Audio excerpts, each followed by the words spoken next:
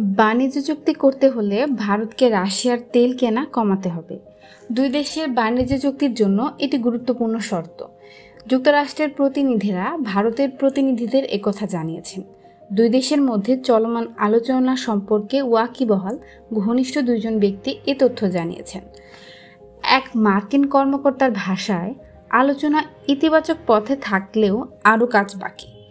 ভারতের বাজারে প্রবেশাধিকার, বাণিজ্য ঘাটতি ও রাশিয়ার তেল কেনার বিষয়টি যুক্তরাষ্ট্রের মূল উদ্বেগ। প্রেসিডেন্ট ডোনাল্ড ট্রাম্প শুরু থেকেই চাপ দিচ্ছেন।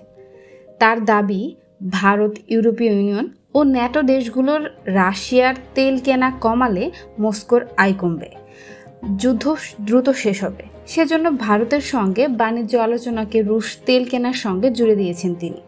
কিন্তু যুদ্ধ থামার ক্ষেত্রে তেমন কোনো অগ্রগতি নেই।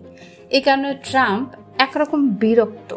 যদিও তার প্রতিশ্রুতি ছিল ক্ষমতায় আসার প্রথম দিনেই তিনি রাশিয়া ইউক্রেন যুদ্ধ শেষ করবেন।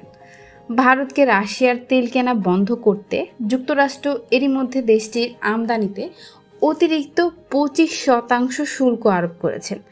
এতে মোট শুল্ক দাঁড়িয়েছে 50%। এই পরিস্থিতিতে দুই দেশের সম্পর্কের চরম অবনতি ঘটে। অবশ্য ট্রাম্প আবারও ভারতের প্রধানমন্ত্রী নরেন্দ্র মোদীকে বন্ধু হিসেবে সম্বোধন করেছেন। 50% শুল্ক আরোপের পরও যুক্তরাষ্ট্র ও ভারতের মধ্যে শুল্ক আলোচনা চলছে।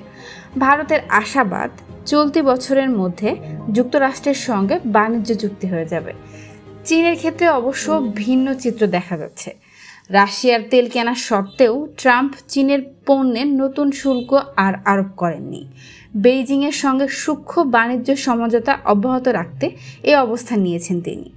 বাস্তবতা হলো, চীন ও ভারত রাশিয়ার সবচেয়ে বড় ক্রেতা, অথচ রুশ তেল এরই মধ্যে একাধিক মার্কিন নিষেধাজ্ঞার কারণে বাধার সম্মুখীন হচ্ছে।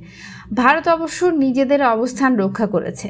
তাদের যুক্তি, তেল আমদানি অর্থনীতির জন্য জরুরি। সেই সঙ্গে তারা বলছে, পশ্চিমা দেশগুলো নিষেধাজ্ঞা থাকা সত্ত্বেও রাশিয়ার সঙ্গে বাণিজ্য করে যাচ্ছে।